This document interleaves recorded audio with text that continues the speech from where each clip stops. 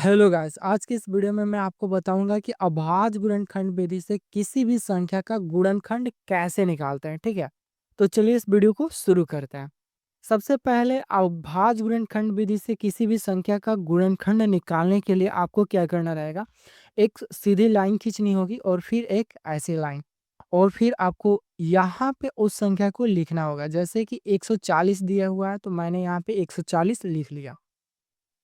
अब आपको क्या करना रहेगा कि जो भी मतलब कि संख्या दिया रहेगा उसमें आपको भाग देना होगा। तो आप इसमें किस संख्या से भाग देंगे? आपको भाग देने के लिए सबसे पहले आप इसमें 2 से भाग देंगे, फिर 3 से, 3 से नहीं अगर होगा तो 4 से, 4 से नहीं होगा तो 5 से।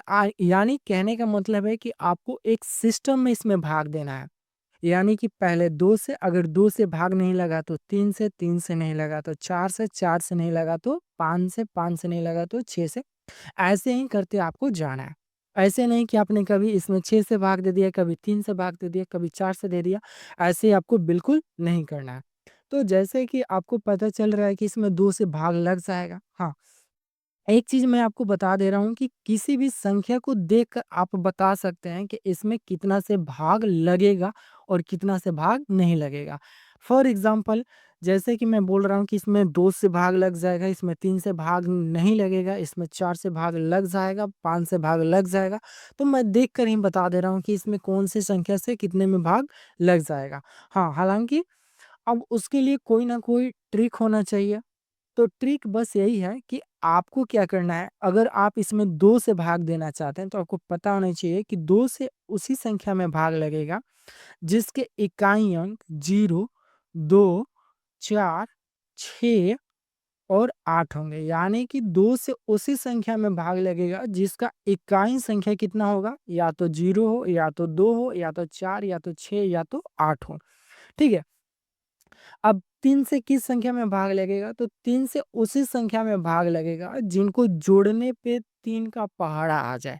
बस सिंपल सी बात कि जोड़ने पर कितने का पहाड़ा आ जाए? 3 का पहाड़ा। फॉर एग्ज़ाम्पल मैं बोल रहा हूँ कि जो 45 है वो 3 से विभाजित हो जाएगा। तो कैसे होगा? तो 45 को मैं क्या कर रहा हूँ कि जोड़ दे रहा हूँ, यानी कि 4 और 5 को जोड़ रहा हूँ तो कितना हो जा रहा है? 9, और 3 के पहाड़ा में 9 है, यानी कि 45 3 से विभाजित हो जाएगा। अब इस संख्या की बात करें कि क्या ये 3 से विभाजित होगा कि नहीं होगा, तो चेक कर लेते हैं। जैसे कि 140 से अगर 140 को हम जोड़ेंगे, यानी कि 1 प्लस 4 प्लस 0, अगर इसको हम जोड़ेंगे तो कितना होगा? 5 होगा। क्या 3 के पहाड़े में 5 है? तो 3 के पहाड़े में 5 नहीं है, यानी कि ये जो संख्या ये 3 से विभाजित नहीं होगा। ठीक वैसे ही अब हम बात करें कि क्या ये 4 से विभाजित होगा? तो 4 से विभाजित होने के लिए रूल ये है कि किसी भी संख्या का लास्ट का 2 अंक, यानी कि लास्ट का 2 अंक 4 से विभाजित होना चाहिए। यानी कहने का मतलब है कि वो 4 के पहाड़ा में होना चाहिए। अब यही जो संख्या है क्या 4 से विभाजित होगा? तो एकदम होगा। जैसे कि मैं यहाँ पे आपको दिखा भी दे रहा हूँ कि 140 है, क्या ये 4 से कटेगा? एकदम कट जाएगा। 4 3, ये 12 हो गया, और फिर ये 2 और 0, 4 पचे 20। तो मैंने कैसे बोल दिया कि ये जो संख्या है ये 4 से विभाजित हो जाएगा।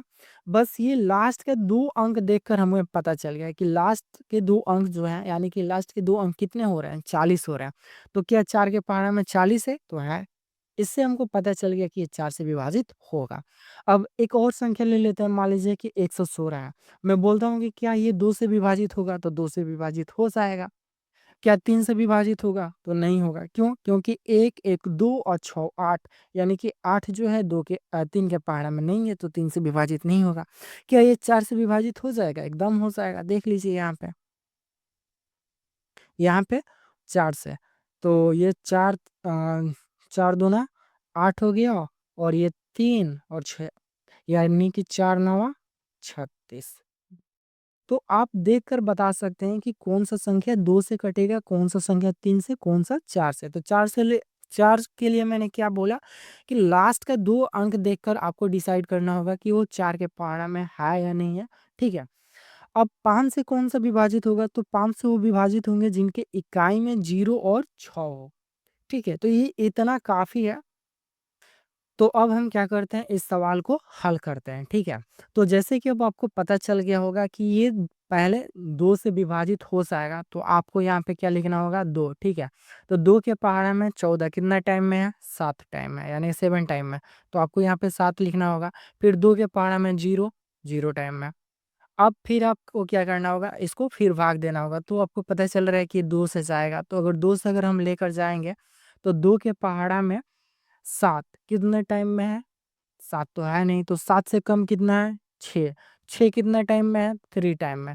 तो हमको यहाँ पे लिखना होगा 3 टाइम, ठीक है। अब एक चीज आपको ध्यान देना होगा कि जैसे कि आपने 2 से 7 में भाग दिया होगा, ठीक है।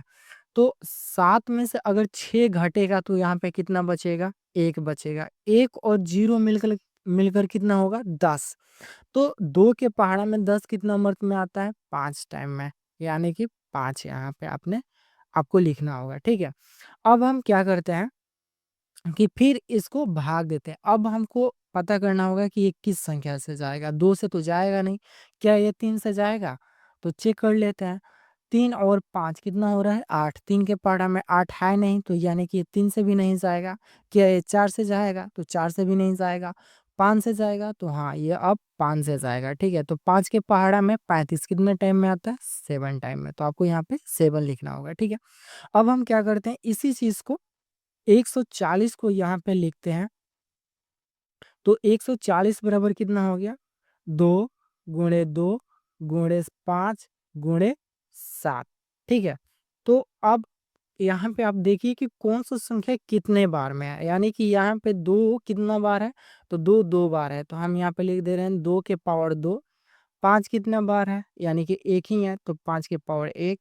और 7, 7 कितना टाइम में कितना बार है, तो यहाँ पे 7 भी एक ही बार है, तो हम 7 के पावर 1 लिख दे रहा हूँ। और ये क्या हो जाता है, अपना आंसर। ये जो भाग देने की विधि है, मैं एक बार और आपको रिपीट करना चाहता हूँ एक दूसरे एग्जाम्पल से, ताकि आपको सारी चीजें समझ में आ जाए, ठीक है। तो मैंने एक और संख्या ले लिया है 256, ठीक है। अब मैंने इसे थोड़ा सा बड़ा सा इसलिए संख्या लिया है ताकि इसमें आपको सारी चीजें जो है क्लियर हो जाए। तो 256 मैंने ले लिया है, ठीक है। अब हम क्या करते हैं, 256 का अभाज्य गुणनखंड करते हैं, ठीक है। तो पहले मैं यहाँ पे एक लंबा सा लाइन खींच लेता हूँ, और फिर एक लाइन इस तरह। अब हम क्या करते हैं कि सबसे पहले इसमें 2 से भाग देते हैं। तो 2 के पहाड़ा में 2 कितना टाइम में आता है, 1 टाइम में, तो मैंने लिख लिया यहाँ पे 1। अब ध्यान दीजिए कि क्या 2 के पहाड़ा में 5 है? अगर 2 के पहाड़ा में 5 नहीं है, तो 5 से कम कितना है, 5 से कम 4 है। तो 4 कितने टाइम में है, तो 4 2 टाइम में है, ठीक है। तो 2 के पहाड़ा में 4 2 टाइम में। अब ध्यान दीजिए कि 5 में से अगर 4 आप यहाँ पे माइनस कीजिएगा, घटाइएगा, तो कितना बचेगा, 1। और 1 और 6 मिलकर कितना हो जाएगा, 16। तो 2 के पहाड़े में 16 कितना टाइम में होगा, 8 टाइम में। अगर ये चीज़ आपको समझ में नहीं आ रहा है, तो फिर मैं एक बार और रिपीट करता हूँ कि 2 के पहाड़ा में 2 कितना टाइम में, 1 टाइम में। 2 के पहाड़ा में 5 नहीं है, तो 5 से कम कितना है, 4। तो 4 कितने टाइम में है, 2 टाइम में। तो अगर आप यहाँ पे 5 में से 4 को घटाएँगे, तो कितना बचेगा, 1। और वही 1 और ये 6 मिलकर कितना हो जा रहा है, 16। तो 2 के पहाड़े में 16 कितना टाइम में, 8 टाइम में, ठीक है। तो ये चीज़ आपको क्लियर हो गया होगा। अब फिर हम इसे 2 से लेकर जाते हैं, तो 2 से लेकर जाएँगे तो 2 एक तो जाएगा नहीं, तो हमें दोनों संख्या लेकर चलना होगा। तो 2 के पहाड़ा में 12 कितना टाइम में आएगा, 6 टाइम में। और 2 के पहाड़ा में ये 8 कितना टाइम में आएगा, 4 टाइम में, ठीक है। और फिर हम इसे 2 से लेकर जाएँगे, तो ये कितना हो जाएगा, 2 के पहाड़ा में 6 कितने टाइम में आएगा, 3 टाइम में। और 2 के पहाड़ा में 4 2 टाइम में। फिर 2 के पहाड़ा में ये 2 के पावर में 3 कितना टाइम में आएगा, तो 3 तो है नहीं, तो 3 से कम कितना है, 2 कितना टाइम में, 1 टाइम में। तो अगर आप 3 में से 2 को माइनस करेंगे, तो कितना बचेगा, 1। और 1 और 2 मिलकर कितना हो जाएगा, 12। तो ये 12 जो होगा कितना टाइम में आएगा, 6 टाइम में। फिर 2 से ये हो गया 8, फिर 2 से फिर ये कितना हो गया, 4। और फिर 2 से ये कितना हो गया, 2। तो अब हम जो है इस चीज़ को यहाँ पे लिख लेते हैं कि 256 बराबर कितना आया, 2 1 2 3 4 5 6 7 8, यानी कि 8 बार आया हुआ है, तो हम यहाँ पे क्या करेंगे, 8 बार लिख लेंगे। जो जो भी संख्या आया है उसे हम यहाँ पे लिख लेते हैं। तो 2 2 4 2 6 7 8, और फाइनली हम यहाँ पे क्या करेंगे, 2 के पावर 8 लिखकर आंसर। ठीक है।